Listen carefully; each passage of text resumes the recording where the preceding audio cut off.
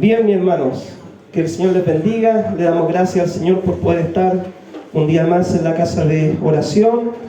Y hoy día vamos a ver la última prédica de Apocalipsis. Amén. Ya hemos estado bastante tiempo detenidos en Apocalipsis. Y bueno, es tiempo de avanzar, de ver temas nuevos también en la palabra. Y yo sé que quedaba mucho ahí, un par de capítulos para explicar más expositivamente, ¿cierto? Pero hoy día vamos a ver un panorama general de Apocalipsis, ¿ya?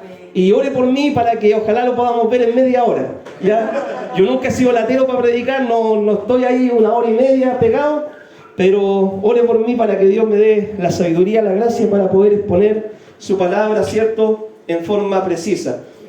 Panorama completo de Apocalipsis, ¿cierto? La Biblia, en el libro de Apocalipsis, hay un versículo que dice: bienaventurados los que leen y los que estudian la palabra de esta profecía, en el capítulo 1, ¿ya? Es decir, somos bienaventurados nosotros los que nos interesamos por aprender acerca de las cosas que van a suceder, ¿cierto? Pronto, según lo que habla el libro de Apocalipsis. Dios quiere que seamos entendidos, hermano, en el tiempo en que vivimos, ¿ya? Seamos entendidos en este tiempo. Queda poco tiempo, la venida de Cristo está cerca, hay que estar preparados, debemos estar entendidos en los tiempos, ¿ya? La clave, ¿cierto?, del libro de Apocalipsis para que lo podamos entender está en el capítulo 1, versículo 19, que dice: escribe las cosas que has visto.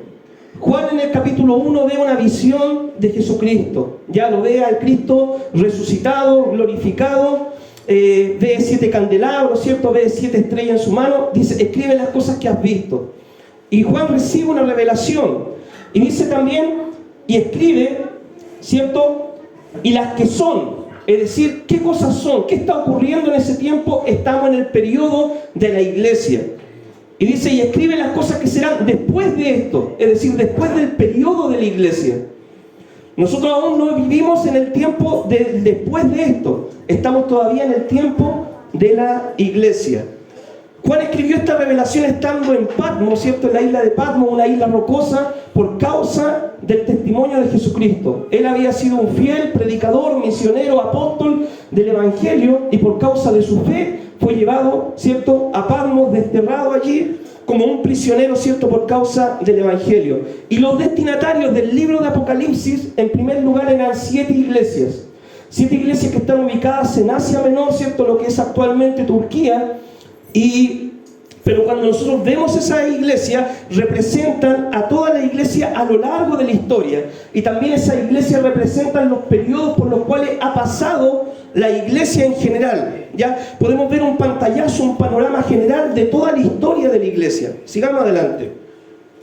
Las iglesias eran iglesias reales, no eran inventos, ¿cierto?, que Juan escribió así, inventando una iglesia ficticia, no, eran iglesias reales. De hecho, la primera iglesia de Éfeso fue una iglesia que fundó el apóstol Pablo, y se cree que esta iglesia fue la que salieron, ¿cierto?, los demás misioneros a fundar las otras iglesias que estaban ahí en Asia Menor. Cada iglesia representa un tipo de la iglesia que ha vivido a lo largo de la historia.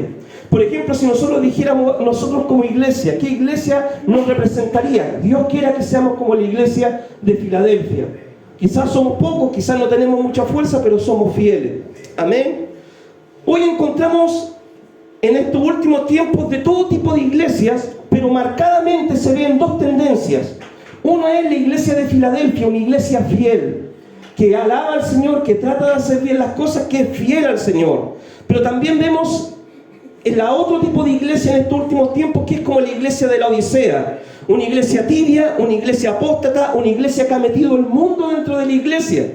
Yo no le digo meter el mundo dentro de la iglesia, que es teñirse el pelo y venir con pantalones. Ya, eso no es meter el mundo dentro de la iglesia. Meter el mundo, ¿cierto?, es hacer las prácticas que hace el mundo, los pecados que comete el mundo. Permitir eso dentro de la iglesia, ¿ya?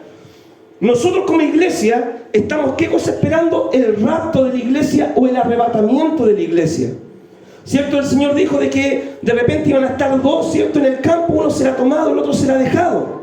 Así que cuidado con esos domingos que usted se va a Quillón o se va por ahí a un campito, ¿cierto?, a pasear. No sea que venga Cristo, ¿cierto?, y lo pilla ahí y usted está en el campo y nosotros en el templo. ¿Ya? Hay que dejar el día del Señor, ¿cierto?, para alabar al Señor. Pero en un momento, ¿cierto?, en abrir y cerrar de ojo ocurrirá el rapto. El que esté preparado se va en el rapto y el que no esté preparado deberá empezar a vivir lo que es la gran tribulación. Dice la palabra en el capítulo 4, ¿cierto?, de que Juan escucha una voz del cielo que le dice: ven, sube, y te mostraré lo que va a suceder después de esto. El arrebatamiento de Juan, o la subida de Juan, ¿cierto?, al cielo, en esa puerta abierta que él ve, es un símbolo de lo que es el rapto de la iglesia. ¿Y qué se encuentra Juan cuando llega al cielo? Dice que ve un trono establecido, ve seres vivientes alrededor del trono, y ve 24 ancianos que rinden sus coronas, ¿cierto?, al que está sentado en el trono. Los 24 ancianos representan a los redimidos de todos los tiempos. Representan, ¿cierto?, a los judíos y representan a los gentiles que hemos creído en Dios, que hemos aceptado a Dios en nuestro corazón. El arrebatamiento inicia el periodo de la tribulación acá en la tierra.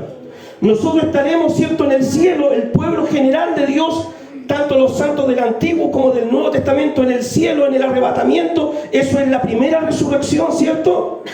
Y en la tierra ocurrirá lo que es la tribulación, 7 años de tribulación. Dice en el capítulo 5 que Juan ve al que está sentado en el trono y tiene un libro en sus manos sellado con 7 sellos. Si quiere, va buscando ahí en la Biblia para que vaya mirando que lo que le voy explicando está ahí en los capítulos que están. Ve el trono, ¿cierto?, al que está sentado y tiene un libro. Y el libro está sellado, ¿cierto? ¿Qué es lo que es el libro? El libro es la propiedad de la tierra. La propiedad del mundo, del universo, está en las manos del Señor. Cuando Dios creó el mundo, Dios le entregó el derecho de propiedad al hombre. Le dijo: mira, tú vas a gobernar esta tierra, vas a gobernar este mundo. Pero el hombre, al pecar, entregó su gobierno ¿a quién? Al enemigo. Por eso hoy en día, ¿cierto?, cuando muchas veces le preguntan ¿y por qué pasan estas cosas, y guerra, enfermedad y todo eso? Es por culpa del enemigo, porque el mundo está bajo el gobierno del enemigo. ¿Ya? Dios no es el autor de las cosas malas. Nadie era digno de abrir ese libro de derecho de autoridad sobre la tierra. Nadie, ni Martín Lutero, ni Juan Calvino, ni John Wesley, ni nadie era digno de abrir ese libro. ¿Ya? Y dice de que Juan lloraba mucho porque no había nadie digno. Pero se le acerca un anciano y le dice: mira, Juan, no llores, porque aquí el Cordero, el león de la tribu de Judá, ha vencido, ¿cierto? Y él es el que está capacitado para abrir el libro y desatar su sello. En el capítulo 6 nosotros empezamos a ver la apertura de los sellos y empieza la primera serie de juicios con 4 jinetes. Ya se abre el primer sello y sale un caballo blanco, y el que lo montaba, ¿cierto?, salió venciendo para vencer. Este no es Cristo, este es un símbolo del anticristo que inicia el periodo de la tribulación, con un gobierno pacífico, ¿cierto?, a primera vista, iniciando un tratado de paz con Israel, ya, y tratando de gobernar al mundo, por así decirlo, por las buenas. Ya se abre el segundo sello y empiezan a ocurrir los problemas. Juan ve un caballo rojo. El caballo rojo simboliza la guerra, los homicidios, la muerte, que va a empezar a ocurrir dentro del periodo de la tribulación. Hay que recordar que dentro del periodo de la tribulación va a haber muerte. ¿Por qué causa? Por causa de la persecución a los que crean durante la tribulación, y también por causa de los juicios que Dios va a enviar, ¿cierto?, en la tribulación. Se abre el tercer sello y ve un caballo negro, y el caballo negro representa la crisis económica que habrá.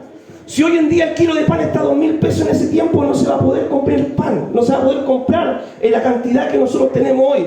Dice: un día de trabajo para comprar un poco de pan. La paga de un día de trabajo será 1 denario, ¿cierto? Y eso servirá para comprar 1 kilo de pan. Va a haber una crisis y una escasez económica tremenda. Se abre el cuarto sello, y el cuarto sello nos habla de la muerte, la enfermedad, las pestes que habrán a causa de los demás juicios que vendrán sobre la tierra. Dice de que con el cuarto sello, ¿cierto?, el caballo amarillo representa que la cuarta parte de la humanidad será muerta. Es decir, va a haber una mortandad tremenda. Hay gente que dice que durante la tribulación no habrá muerte, porque la Biblia dice, ¿cierto?, de que la gente va a procurar morir, pero la muerte huirá de ellos. Pero si usted lee detenidamente el libro de Apocalipsis, hay mucha gente que muere. Gente mala, impía, que va a morir a causa de los juicios, y creyentes que se van a convertir en la tribulación, judíos y gentiles que van a morir a causa del testimonio de Jesucristo.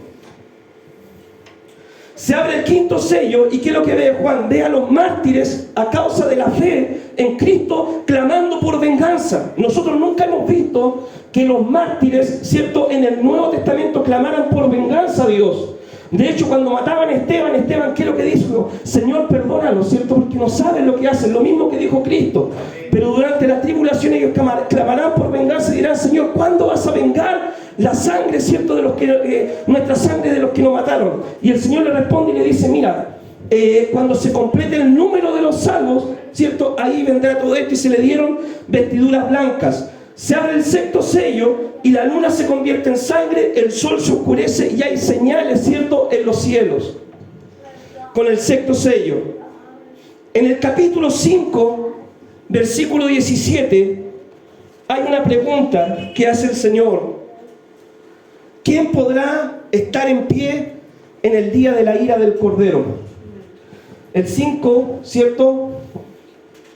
Perdón. ¿Ah? Sí.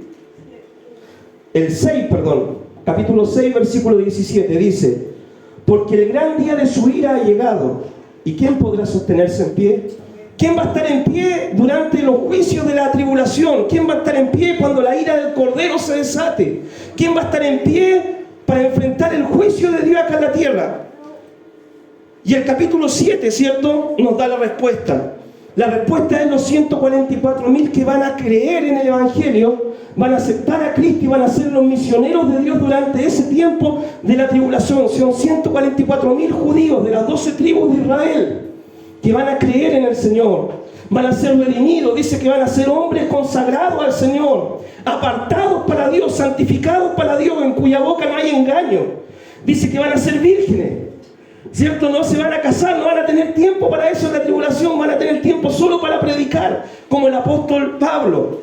Y también el capítulo 7, ¿cierto?, nos habla que habrá una gran multitud, ¿cierto?, de creyentes de todas las partes, que es la multitud vestida de ropas blancas, que son también los que van a creer, gentiles que van a creer a causa del testimonio de ellos, ¿cierto?, durante el tiempo de la tribulación. Y dice, estos son los que han salido de la gran tribulación, ya la multitud de ropas blancas. Durante la tribulación Dios tratará con el pueblo de Israel. Los israelitas se convertirán al Señor cuando haya entrado la plenitud de los gentiles. Dice la palabra que ha venido endurecimiento a Israel en parte. ¿Hasta qué? Hasta que entre la plenitud de los gentiles. Y después todo Israel, Dios tendrá un trato con él para salvar al pueblo de Israel, porque irrevocables son los dones y el llamamiento de Dios. Y Dios tiene un trato con el pueblo de Israel. Pero como Israel rechazó al Mesías en su primera venida, ¿cierto?, ahora Dios va a preparar a Israel para poder enfrentar la segunda venida, pero con un grupo de redimidos, de personas salvadas. Sigamos adelante. En el capítulo 8 vemos la apertura del séptimo sello. Dice que cuando se abre el sello hay silencio en el cielo como por media hora. Usted sabe de que media hora quizás no es mucho tiempo, ¿ya? Pero media hora enfrentando un juicio en una corte sobre algo sumamente importante es un periodo de expectativa, de temor, de qué es lo que va a suceder, ¿cierto? Uno se pregunta. El cielo queda en silencio por media hora al ver los juicios que hay sobre la tierra y expectante a cuál será el próximo movimiento que hará Dios. El séptimo sello da pie a los juicios de las trompetas, y hay 7 trompetas que son otra serie de juicios. La primera serie de juicios eran los sellos, la segunda serie de juicios son las trompetas, ¿ya? Y dice que se toca la primera trompeta y es un juicio contra la vegetación, la naturaleza. En esta primera trompeta, ¿cierto?, dice que las plantas, ¿cierto?, lo que hay ahí se va a quemar y no va a servir. Se toca la segunda trompeta y es un juicio contra el mar, parte del mar. Ahí por donde están ubicados, ¿cierto?, Israel y todos esos países, el mar se convertirá en sangre, se volverá rojo. La tercera trompeta sonará y es un juicio contra las aguas bebestibles. Parte de las aguas se van a convertir, ¿cierto?, en aguas amargas que no va a poder servir para tomarse.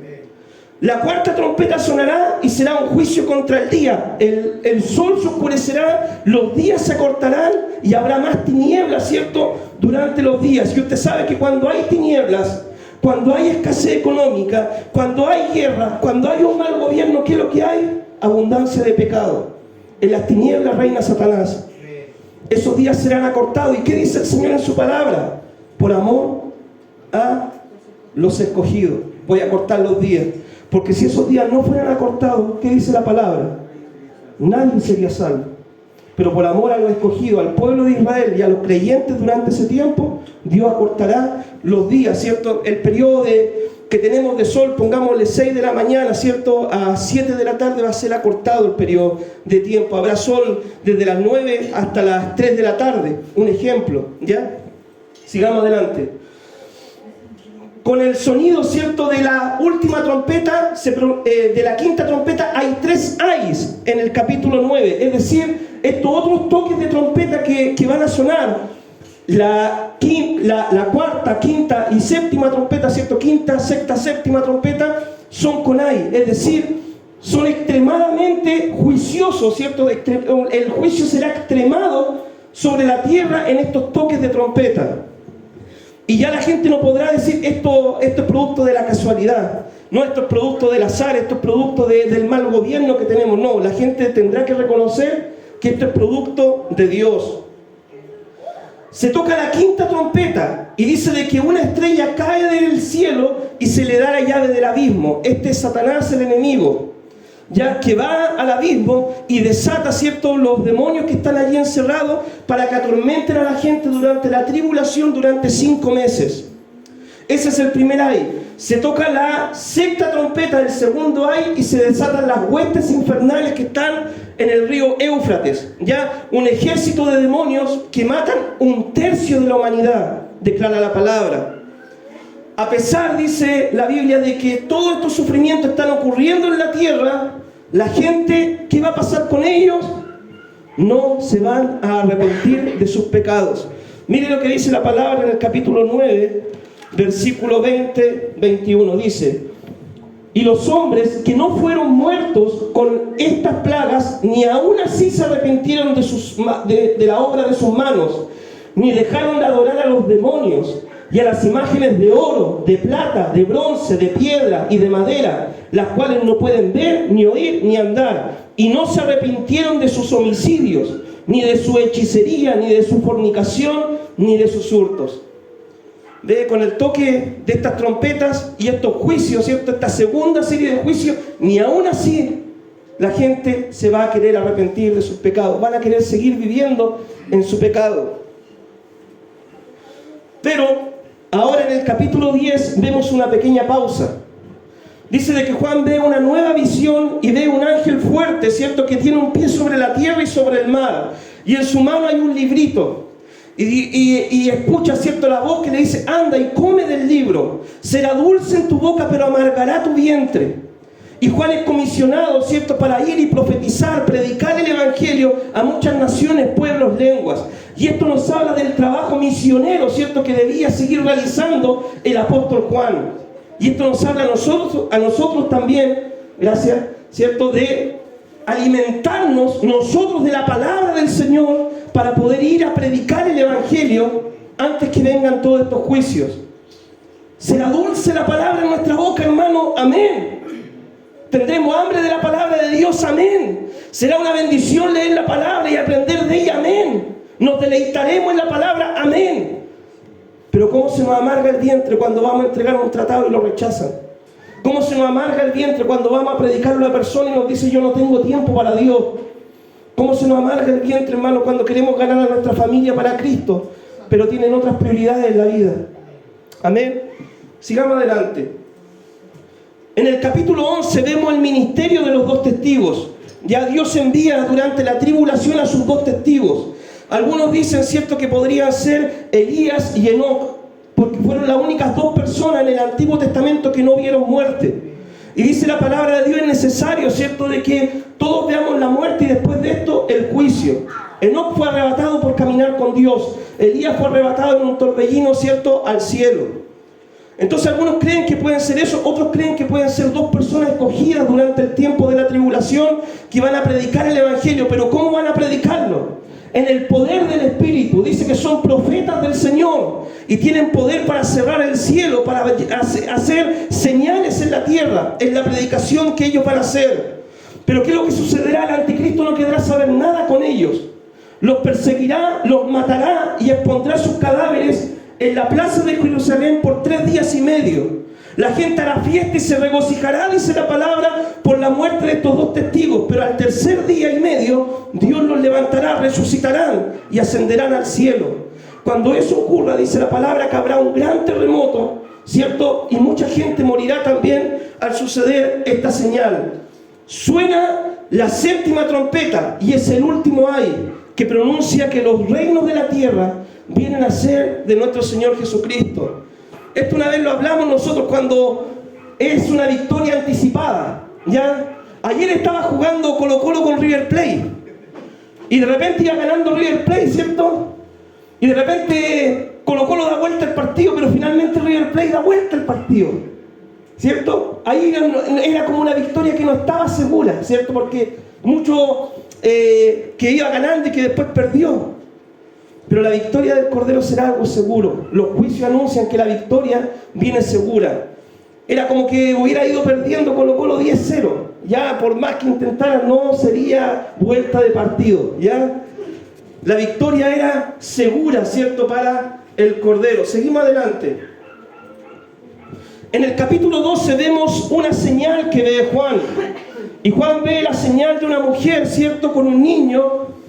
Y ve la señal del dragón. La mujer representa al pueblo de Israel. Ya por sus características representa al pueblo de Israel.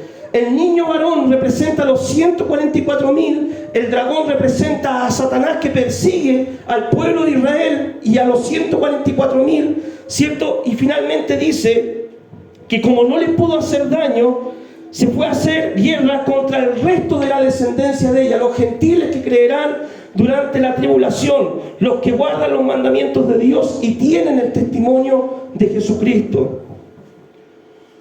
Sigamos adelante. El capítulo 13 nos habla de lo que es el anticristo y el falso profeta. Durante la tribulación habrá un gobierno mundial y un gobernante que perseguirá, ¿cierto?, a el pueblo de Dios y querrá ser adorado como Dios. De hecho, dice la palabra en Tesalonicenses que se sentará en el templo de Dios y querrá ser, ¿cierto?, adorado como Dios. Esto es lo que se conoce como, ¿qué cosa en la Biblia? La abominación desoladora. Antiguamente el pueblo de Israel, ¿cierto?, estuvo oprimido por un gobernante que se llamó Antíoco Epífanes. Y esta señal la había hablado el profeta Daniel, ¿cierto? Y esta es una profecía de doble cumplimiento. Antíoco Epífanes prohibió el sacrificio, quiso sacrificar un cerdo en el templo, ¿ya? Y eso se le conoció como abominación desoladora. Pero esta profecía tiene un doble cumplimiento. En los postreros tiempos habrá un gobernante que se quedará sentado en el templo, habrá un templo construido en Israel, ¿cierto? Y quedará él ser adorado como Dios. Este gobernante, el anticristo, será ayudado por el falso profeta. Una persona, ¿cierto?, que respaldará el gobierno de esta persona haciendo señales y milagros, pero mentirosos. Y dice la palabra que la gente, por no creer a la verdad, Dios lo entregará o permitirá, ¿cierto?, que ellos crean en las mentiras, ¿ya? Por no creer el sano evangelio de nuestro Señor Jesucristo. Este gobernante impondrá una marca sin la cual nadie va a poder comprar ni vender en el tiempo de la tribulación. Así que si se puso la vacuna contra el COVID, no esté preocupado, esa no es la marca, hermano, ¿ya?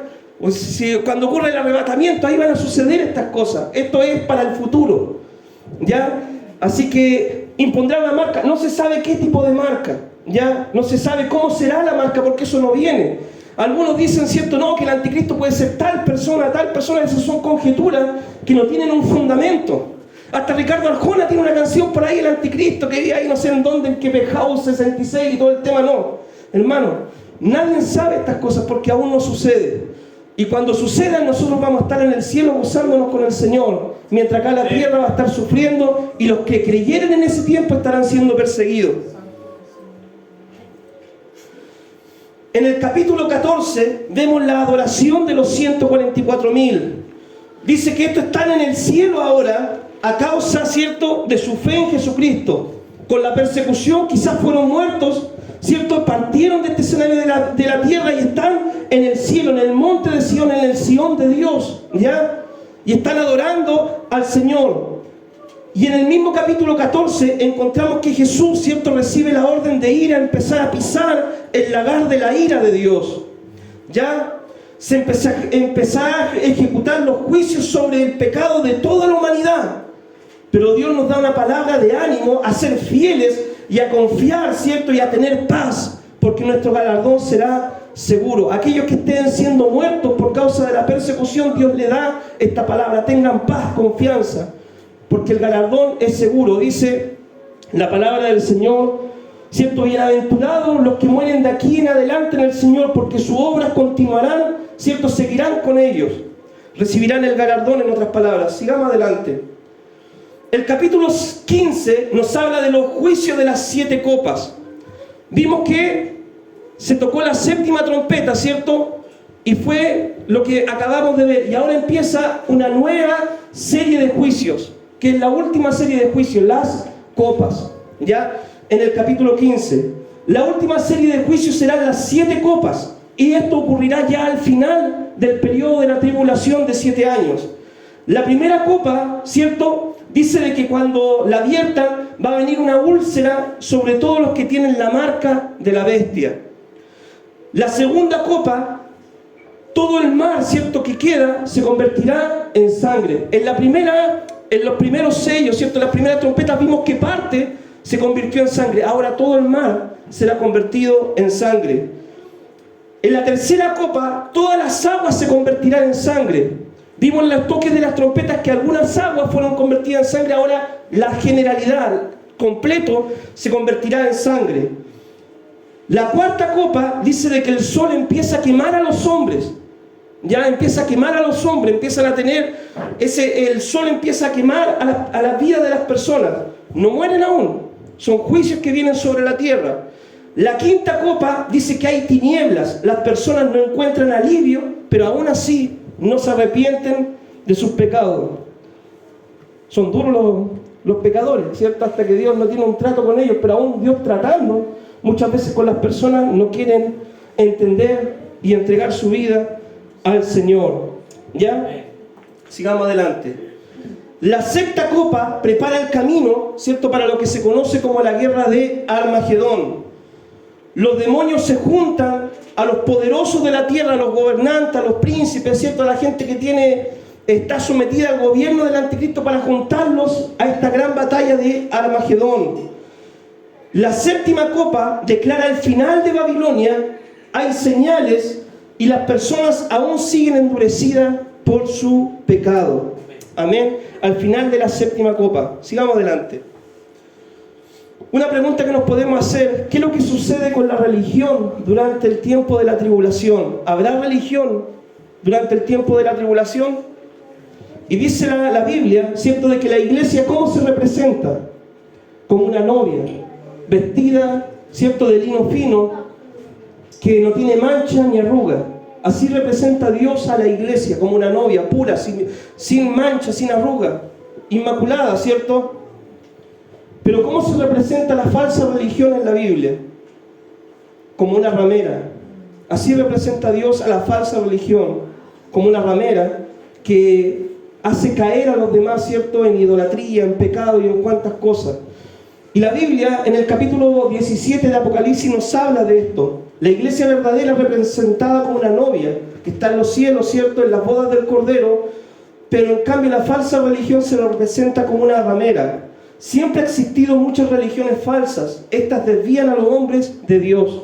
Es el propósito de las falsas religiones: desviar a los hombres de Dios y que los hombres se pierdan.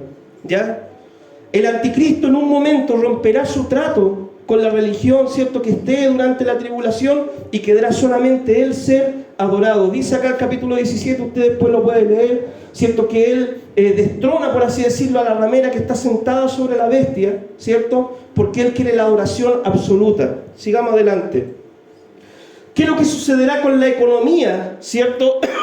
En el capítulo, durante la tribulación, el capítulo 18 tiene la respuesta. Dice: ha caído la gran Babilonia.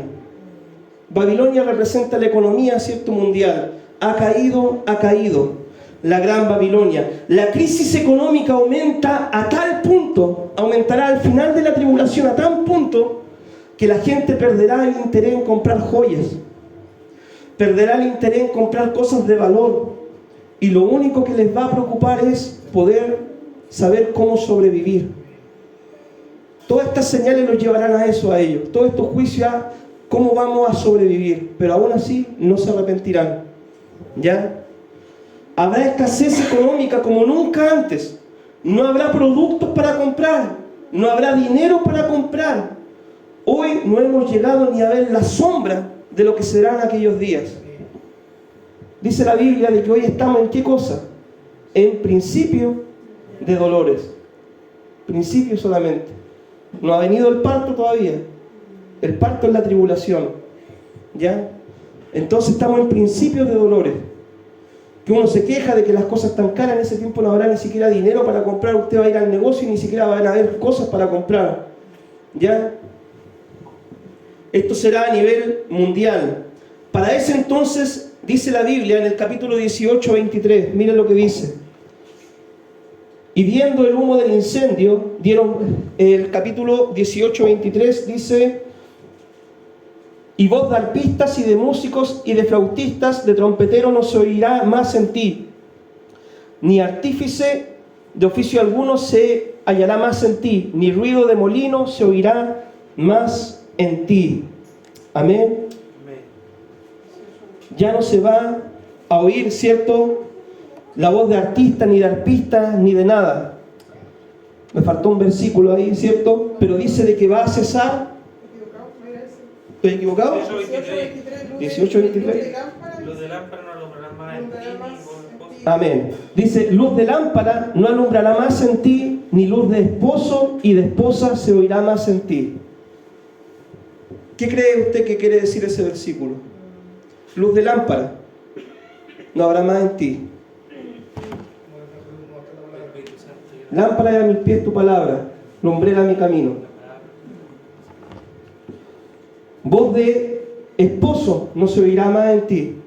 El esposo, ¿cierto?, simboliza a Cristo, llamando a la alma al arrepentimiento. Ni voz de esposa se oirá más en ti. La iglesia, ¿cierto?, o la gente que crea durante la tribulación, ya no va a haber nadie que predique, ni que hable, ni que diga nada de la palabra. Va a cesar eso.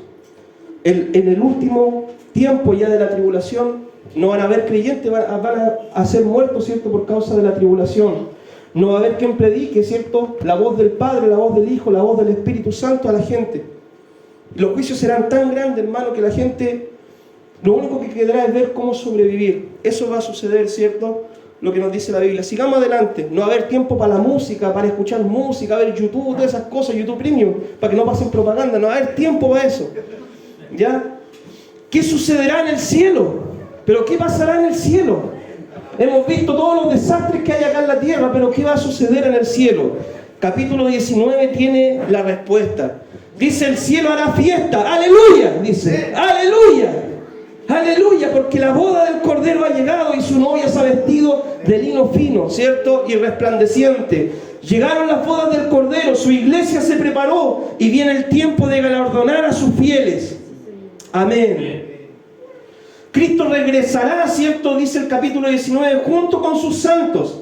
Y esta es la segunda venida de Cristo. ¿Ya? La venida de Cristo, por así decirlo, en primera parte, antes de la segunda venida, el arrebatamiento. Cuando Cristo vuelve con sus santos, a instalar, ¿cierto?, su reino milenial acá en la tierra. Dice: Cristo regresa con sus santos. Esta es la segunda venida de Cristo. Y dice que el falso profeta y el anticristo son enviados al lago de fuego, a la condenación eterna. De las pocas personas que quedan con vida, muchas serán muertas y a otras se les permitirá vivir durante el milenio. ¿Ya? Se me olvidó poner la cita de Isaías ahí, pero eso está en Isaías. Dice: el pecador de 1000 años será maldito, de 100 años será maldito 1000 años. Es decir, va a haber gente que se le va a permitir entrar en el milenio. Eso lo habla el libro de Isaías, usted después lo puede buscar, o yo se lo mando, ¿cierto?, por WhatsApp al de la iglesia. Para los miembros no así. Usted sabe, si es escogido ahí. Bueno, pero eso va a suceder, ¿ya? Y la gente, si a algunos se les va a permitir. De hecho, va a crecer la población durante ese tiempo, ¿cierto?, de las personas que no sean ni de la iglesia, ni del pueblo de Israel, ni que hayan creído al Señor durante la tribulación, y van a crecer ese número de personas, porque después de 1000 años, ¿qué es lo que sucederá? ¿Cierto? Eso lo habla el siguiente capítulo. Durante el milenio, ¿cierto? Todos los redimidos de todos los tiempos viviremos el reino milenial del Señor. Reinaremos con Cristo 1000 años, y dice que Cristo reinará ¿con qué cosa? Con vara de hierro. Es decir, su ley, su palabra se cumplirá. Vara de hierro, ¿qué quiere decir, hermano? Que será inflexible. Una cosa y es así.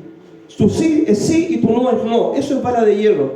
Es inflexible. No que un puede ser. No, es sí o es no. Es blanco o es negro.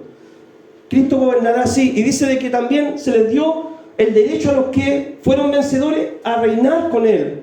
Cristo también le prometió a los apóstoles, ustedes recordarán en el Evangelio, ¿cierto?, que cuando Él reine, ellos tendrán 12 tronos para sentarse también. Ayudarán en el gobierno ya del Señor. Dice que Satanás será atado por 1000 años en el abismo. Por 1000 años. No podrá salir a hacer su fechoría el enemigo.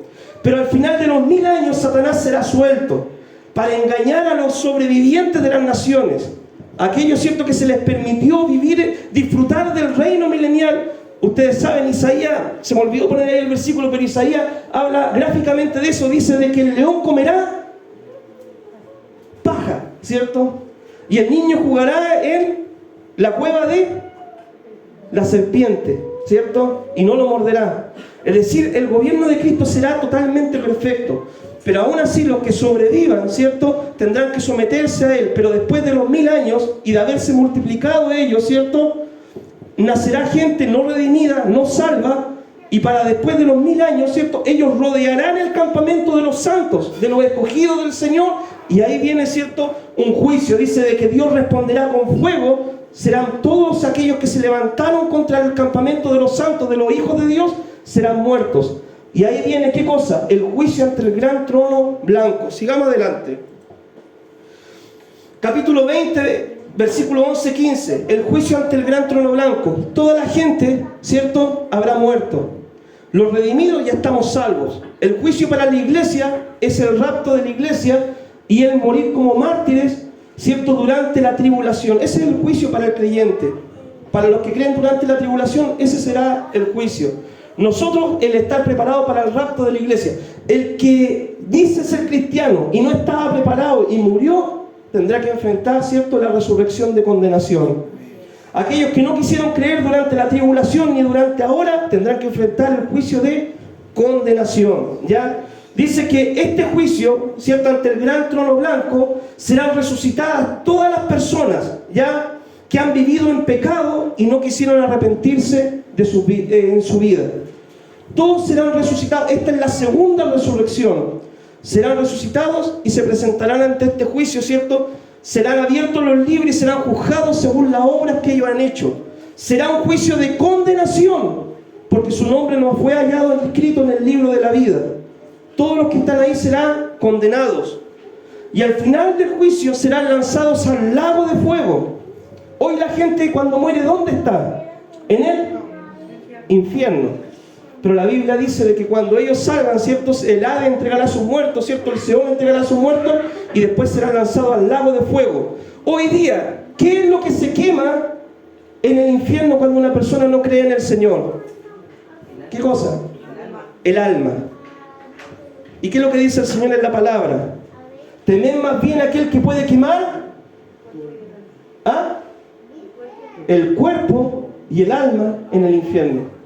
Cuando ocurre la resurrección, la persona se va a ir en cuerpo y alma al infierno, después de este juicio ante el gran trono blanco. Así como nosotros tendremos cuerpos glorificados como el Señor, ellos tendrán que sufrir en el lago de fuego, ¿cierto?, la condenación para siempre en cuerpo y alma. Sigamos adelante. Capítulo 20-21 nos habla de un nuevo cielo y una nueva tierra. Esta es la eternidad con el Señor. Después de este juicio, Juan ve un nuevo cielo y una nueva tierra, en los cuales morará la justicia para siempre. No habrá llanto, No habrá dolor, las primeras cosas pasaron. Dios enjugará toda lágrima. Habrá un árbol que traerá sanidad, ¿cierto? A todo, el mar, a todas las naciones, a todo eso, ¿cierto? Y habrá solamente bienestar en aquel lugar. No habrá dolor ni pesares, pero solo los que han entregado su vida a Jesús y viven en santidad, es decir, están preparados, podrán acceder a aquella bendición. ¿Estás preparado, mi hermano? Amén. Tienes que vivir como si Cristo viniera hoy por tu vida. ¿Ya? ¿Estás preparado? Si hoy viniera Cristo por tu vida, ¿estás preparado para esta bendición? Puede venir en cualquier momento el Señor. Puedes cruzar la calle, te choca un auto, ahí llegó la venida del Señor para tu vida. Hay que estar preparado, mi hermano, vivir cada día, un día a la vez con el Señor. Dice que el Espíritu Santo, el Espíritu y la esposa, ¿cierto?, invitan a todos a la salvación gratuitamente. Ven, bebe del agua de la vida gratuitamente. Esto es el Evangelio. Ven a recibir la salvación gratuitamente. No tienes que pagar nada. No tienes que dar dinero a cambio, no tienes que dar nada a cambio. Dios lo único que te pide es un corazón que crea, un corazón que se arrepienta y un corazón que le siga con fidelidad para poder recibir esta bendición. Sigamos adelante. ¿Qué aplicaciones sacamos, cierto, de esta palabra? Dios quiere, hermano, que tú seas salvo. El infierno fue creado para el diablo y sus ángeles que se rebelaron. Pero Dios creó para nosotros cosas mejores. Dios advierte quienes no podrán ser salvos si no se arrepienten de sus pecados y no cambian su vida. ¿Ya? Y la palabra es muy clara. Podemos, hermano, hoy en día tratar de acomodarlo, tratar de decir una y otra cosa, pero la palabra es clara. Y la palabra no va a cambiar para darle el gusto a las personas. Mira lo que dice el capítulo 21, versículo 7. Dice, el que venciere, primeramente el que venciere, aquel que fuere fiel hasta el final, no hasta la mitad de la carrera. ¿Ya? El que venciere heredará todas las cosas y yo seré su Dios y él será mi hijo. Versículo 8. Pero los cobardes, incrédulos, los abominables, los homicidas, los fornicarios, hechiceros, los idólatras y todos los mentirosos tendrán su parte en el lago que arde con fuego y azufre, que es la muerte segunda. Todos los cobardes, incrédulos, los que tienen pecado sexual, los que hacen cosas abominables ante los ojos del Señor, tendrán su paga en el lago de fuego, donde se quemarán en cuerpo y alma por toda una eternidad. La salvación, hermano, es para todo aquel que la quiera recibir y aceptan a Jesús y se arrepientan de sus pecados. Cristo ya pagó el precio, hermano, para que seamos salvos. El Señor ha hecho todo lo posible para darnos la salvación. Pero el Señor hoy día nos pone dos caminos: la obediencia y la vida eterna, o el pecado y la maldición de vivir una eternidad en el infierno. Hoy en día poco se predica del infierno, hermano. Hoy en día la gente más le gusta hablar temas positivos. Ya no, que Dios te ama, que Dios te quiere. Sí, es verdad eso.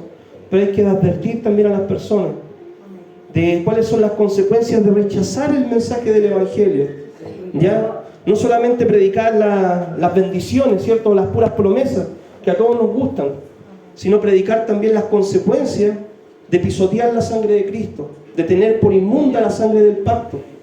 ¿Ya? Hay que predicar también esas consecuencias. Así que termino este estudio, ¿cierto?, de Apocalipsis, amén, en 43, 45 minutos, diciendo lo siguiente: ¿estás preparado para ir al cielo? ¿Te gustaría ir al cielo? Si aún no has aceptado al Señor en tu corazón, ¿te gustaría aceptar al Señor en tu corazón y recibirlo en tu vida y recibir estas bendiciones, hermano? Lo más hermoso es ser hijo de Dios. Yo me hubiera gustado haber nacido, ¿cierto?, en las bancas de la iglesia. Me hubiera gustado, para no haber cometido los errores que he cometido, ¿cierto? Tampoco son tantos, pero igual, para haber servido mejor al Señor. Me hubiera gustado haberlo conocido antes. Me hubiera evitado arrepentirme de muchas cosas malas que hice en mi adolescencia. Yo me convertí a los 16 años. Pero me hubiera gustado haber nacido, ¿cierto?, dentro de una iglesia y conociéndolo desde niño. Me hubiera evitado muchos dolores de cabeza a mí y a mis papás. Amén.